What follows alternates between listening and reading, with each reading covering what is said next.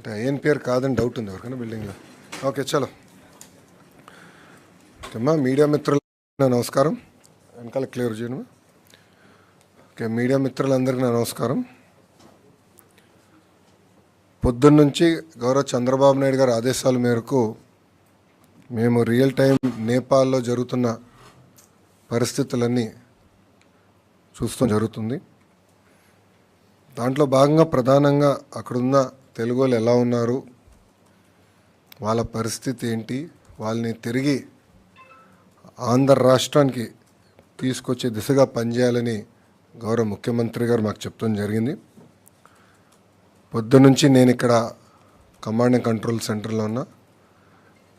గౌరవ హోంమంత్రి అనిత గారు కానివ్వండి, దుర్గేష్ గారు కానివ్వండి, అనంతపూర్ సభకి వెళ్ళి ఇమ్మీడియట్గా అక్కడి నుంచి బయలుదేరి అమరావతికి వచ్చి మేము ముగ్గురం కలిసికట్టుగా సిట్యువేషన్ని మానిటర్ చేస్తాం జరిగింది.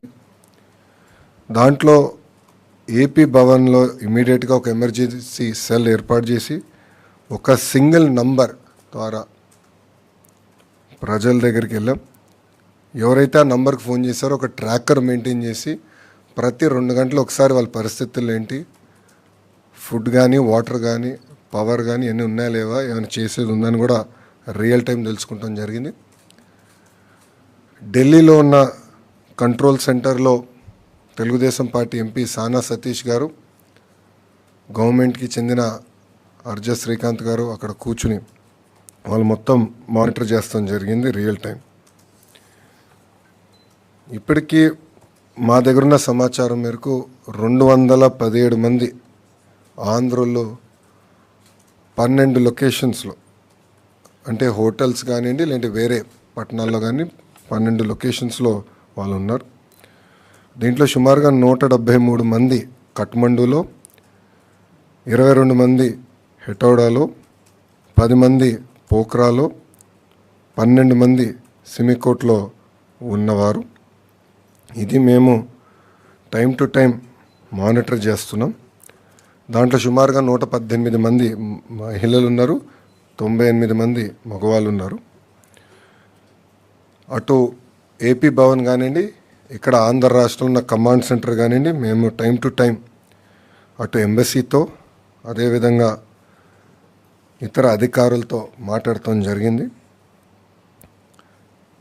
ప్రధానంగా కఠ్మండు నుంచి రేపు ఆంధ్రుల్ని తిరిగి తీసుకొచ్చేదానికి రేపు మధ్యాహ్నం ఒక ఫ్లైట్ ప్రత్యేక ఆంధ్ర రాష్ట్రం ఏర్పాటు చేసిన ఫ్లైట్ కఠ్మండూలో ల్యాండ్ అయ్యి ఆంధ్రులందరినీ అక్కడ నుంచి తీసుకొచ్చి first halt Visakhapatnam, second halt కడపలో చేస్తాం జరుగుతుంది. ఇక్కడ కానీ ఒకసారి చూస్తే కఠ్మండుతో పాటు సిమికోట్లో ఉన్న 12 మంది వాళ్ళని ఇప్పుడు నేపాల్గంజ్ ఎయిర్పోర్ట్, అంటే యూపీ బార్డర్ పక్కన ఉన్న ఎయిర్పోర్ట్కి వాళ్ళని రేపు పొద్దున తరలిస్తాం జరుగుతుంది. అక్కడ నుంచి వాళ్ళు లక్నోకి వెళ్ళి బై రోడ్ లక్నోకి వెళ్ళి అక్కడ నుంచి కమర్షియల్ ఫ్లైట్ ద్వారా తిరిగి వస్తారు. పోఖ్రాలో ఉన్న వారిని 10 మందిని రేపు పొద్దున ప్రత్యేక విమానం ద్వారా కఠ్మండూకి తీసుకొస్తాం. అక్కడి నుంచి మనం పెడుతున్న విమానం ద్వారా తిరిగి ఆంధ్ర రాష్ట్రానికి వస్తారు. ఇంకొక 22 మంది హెటౌడాలో ఎవరైతే ఉన్నారో వాళ్ళు ఈరోజు రాత్రే రాక్సాల్, ఎక్కడైతే బీహార్ బార్డర్ ఉందో అక్కడికి వెళ్తారు. వాళ్ళు బై రోడ్ వెళ్ళి అక్కడ ఆల్రెడీ మేము డిస్ట్రిక్ట్ మ్యాజిస్ట్రేట్ వాళ్ళతో మాట్లాడటం జరిగింది. వాళ్ళకి కావాల్సిన ఏర్పాట్లు కూడా, అంటే ఇమిగ్రేషన్ కానీ ఏమైనా ఏర్పాట్లు ఉంటే కూడా అధికారులతో మాట్లాడడం, అది ఏపీ భవన్ అక్కడ నుంచి సబ్సిక్వెంట్గా వాళ్ళ ట్రావెల్ కార్యాచరణలు కూడా ఏర్పాటు చేస్తాం జరుగుతుంది. మళ్ళీ రేపు పొద్దున మేము 10ంటికి అందరం ఇక్కడ అసెంబ్లీ అవుతున్నాం రియల్ టైం గవర్నెన్స్ సెంటర్లో. రేపు 10 నుంచి కంటిన్యూస్గా మానిటర్ చేసి ప్రతి ఆంధ్రుడు తిరిగి వచ్చే వరకు మేము అందరం పనిచేస్తాం. కేవలం విశాఖపట్నానికి కడపకే కాదు, ప్రభుత్వం వాళ్ళని వాళ్ళ ఇంట్లో దించే బాధ్యత తీసుకుంటాను. అంటే ఎయిర్పోర్ట్లో కూడా వాళ్ళకి కావాల్సిన వాహనాలు ఏర్పాటు చేసి నేరుగా వాళ్ళని వాళ్ళ ఇంట్లో దింపే బాధ్యత కూడా మేము తీసుకుంటున్నాం. సో ఈరోజు ఆంధ్ర రాష్ట్ర ప్రభుత్వం చాలా సీరియస్గా తీసుకుని ఆంధ్రుల్ని తిరిగి తీసుకొస్తాం జరుగుతుంది. ఇంకా రాత్రి కూడా ఉంటే రియల్ టైం మేము అందరూ ఒక వాట్సాప్ గ్రూప్ కూడా ఏర్పాటు చేసుకున్నాం. మంత్రులు కూడా ఉన్నారు, గౌరవ ముఖ్యమంత్రి గారు కూడా వాట్సాప్ గ్రూప్లో ఉన్నారు. మేము అందరూ అది రియల్ టైం మానిటర్ చేసుకుంటున్నాం సిచ్యువేషన్. ప్రతి 2 గంటలు ఒకసారి కూడా మేము గౌరవ ముఖ్యమంత్రి గారికి సిచ్యువేషన్ ఏంటి, గ్రౌండ్ పరిస్థితి ఏంటో తెలియజేస్తాం జరుగుతుంది. సో రేపు సాయంత్రం కల్లా మ్యాక్సిమం లేట్ నైట్ రేపు రాత్రి కల్లా అందరూ క్షేమంగా వాళ్ళ ఇంటికి చేర్చే బాధ్యత ఆంధ్ర రాష్ట్ర ప్రభుత్వం తీసుకుంటుంది.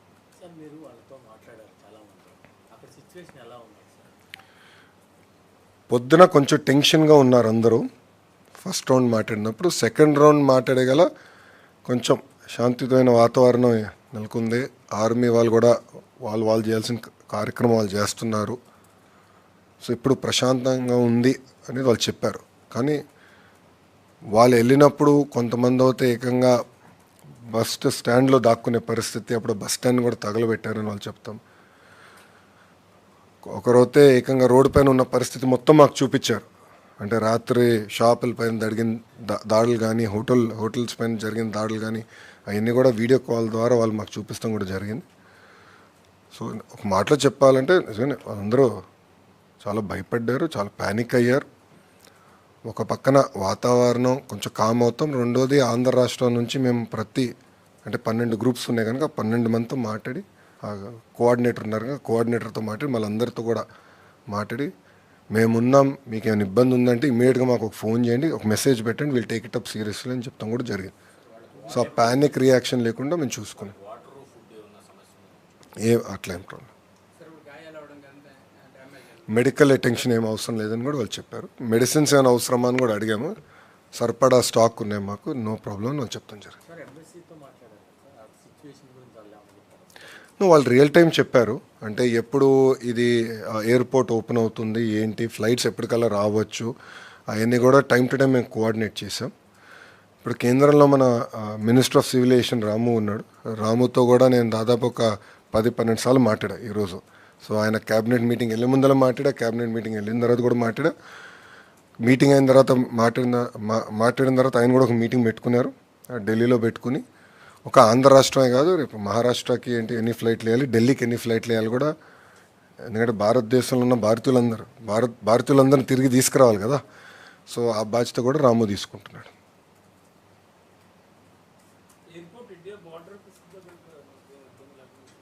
సార్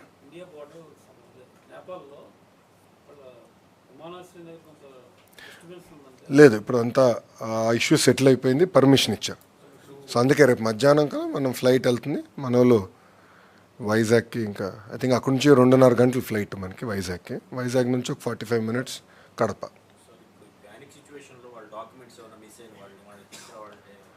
అదంతా మేము ట్రాక్ చేసుకుంటున్నాం, అదే ఇబ్బంది లేదు, మేము ట్రాక్ చేసుకుంటున్నాం. కావాలంటే కాపీస్ అని కూడా పంపిస్తాము, అలాంటి ఇబ్బంది అయితే ఏం లేదు. సో కొంతమంది పాపం వాళ్ళు బట్టలు పోగొట్టుకున్న వాళ్ళు ఉన్నారు, ఒకరిద్దరు పాస్పోర్ట్ పోయిన వాళ్ళు కూడా ఉన్నారు. అదే we are coordinating with embassy, real time మేము కోఆర్డినేట్ చేసి అవసరమైన టెంపరరీ ట్రావెల్ డాక్యుమెంట్స్ అన్ని కూడా ఏర్పాటు చేస్తాం. ఆ ప్రాబ్లం ఏం లేదు.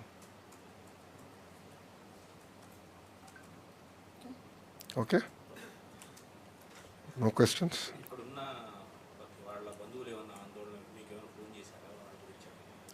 అలాంటి పరిస్థితి రాలేదు, ఎందుకంటే వాళ్ళే డైరెక్ట్గా మాట్లాడుకున్నారు కనుక ఆ పరిస్థితి ఏం లేదు. వాళ్ళతో మేము మంత్రులు మేము అందరం మాట్లాడాం కనుక వాళ్ళు కూడా హ్యాపీగా ఉన్నారు. ఎస్, ప్రభుత్వం ఉంది అని ఒక భరోసా వాళ్ళు కలిగింది. సో ఎక్కడ ప్యానిక్ అవ్వలేదు. టైం టు టైం వాళ్ళు కూడా ఫీడ్బ్యాక్ ఇస్తున్నారు. లైక్ కొంతమంది మాకు రోడ్ ఓపెన్ అయింది, మేము ఏం చేయమంటారు, బార్డర్కి వెళ్ళొచ్చా, మీ అభిప్రాయం ఏంటని కూడా అడిగారు. మేము కొంచెం డైరెక్షన్స్ ఇచ్చాం. పలానా ఇక్కడికి వెళ్ళిన అక్కడ ఈ వ్యక్తి ఉంటారు, రిసీవ్ చేసుకుంటారు, అటు నుంచి మేము చూసుకుంటాం, ఏర్పాట్లన్నీ చేస్తాం కూడా చెప్తాం జరిగింది.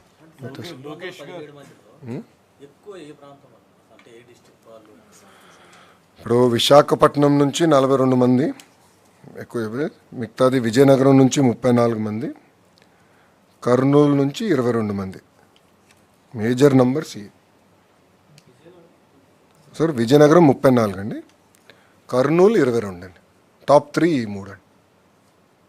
లోకేష్ గారు కంటిన్యూస్గా మానిటర్ చేసి ఎక్కడికెక్కడ వాళ్ళతోటి అక్కడ ఎవరైతే హెల్డప్ అయ్యారో వాళ్ళతోటి పర్సనల్గా మాట్లాడడం వల్ల ఒక భరోసా అనేది అక్కడ వాళ్ళకి లభించింది. మెయిన్గా కొంచెం ఇలాంటి సిచ్యువేషన్లో ప్యానిక్ అవుతారు. ఎప్పుడైతే గవర్నమెంట్ ఆఫ్ ఆంధ్రప్రదేశ్ వెంటనే రెస్పాండ్ అయిందో, అక్కడ జరిగేటువంటి అనంతపూర్లో మీటింగ్ను కూడా ఆయన క్యాన్సిల్ చేసుకుని ఇక్కడ ఉండి కంటిన్యూస్గా మానిటర్ చేయటం వల్ల వాళ్ళు ఖచ్చితంగా న్యాచురల్గా వాళ్ళకి ఒక భరోసా అనేది వచ్చింది. వాళ్ళందరూ హ్యాపీ ఫీల్ అయ్యారు. ఇప్పుడు అన్ని మెజర్స్ తీసుకోవడం జరిగింది. రేపు మధ్యాహ్నానికి అందరినీ కూడా మళ్ళీ ఇండియాకి తీసుకురావచ్చే ఏర్పాట్లన్నీ కూడా లోకేష్ గారి నేతృత్వంలో అందరూ టేకప్ చేస్తున్నాం.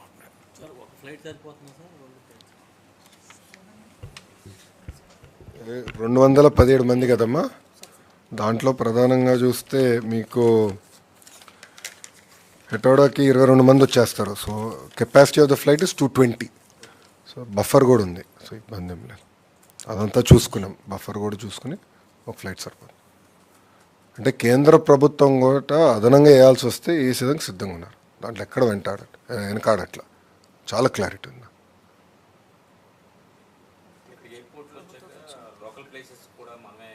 ఎస్, ప్రభుత్వం బండ్లు ఏర్పాటు చేసి వాళ్ళ ఇంటికి చేర్చే బాధ్యత మేము తీసుకుంటాం. ఇప్పుడు మాకేంటంటే ఒక రోల్ మోడల్ ఉన్నారు కదమ్మా, చంద్రబాబు నాయుడు గారు. ఇప్పుడు మీరు చూస్తే ఉత్తరాఖండ్ వరదలు వచ్చినప్పుడు బాబు గారు ఎట్లా పనిచేస్తారో మేము అందరం చూసిన వాళ్ళం. సో ఆయన చూసి ఇన్స్పైర్ అయ్యి ఇట్లా చేయాలి, ఇట్లా చేస్తే కరెక్ట్ అనేది మేము చేసుకుంటూ వెళ్ళిపోయాం. సో ఆయన ఒక మోడల్ ఉంది మాకు. ఆ గతంలో చేశారు, చేసి చూపించారు, మేము అది ఫాలో అవుతున్నాం. సింపుల్. అదే ఉత్తరాఖండ్ అప్పుడు ప్రతిపక్షంలో ఉన్నారు. 2 ఫ్లైట్లు 3 ఫ్లైట్స్ నేను ఎన్టీఆర్ ట్రస్ట్ నుంచి మానిటర్ చేశాను. గౌరవ ముఖ్యమంత్రి గారు నేరుగా అక్కడ ఉత్తరాఖండ్కి వెళ్ళారు. వెళ్ళి ఆయన తీసుకొచ్చారు, తెలుగు వాళ్ళందరినీ తీసుకొచ్చారు. ఓకేమ్మా, థ్యాంక్ యూ వెరీ మచ్. జై హింద్.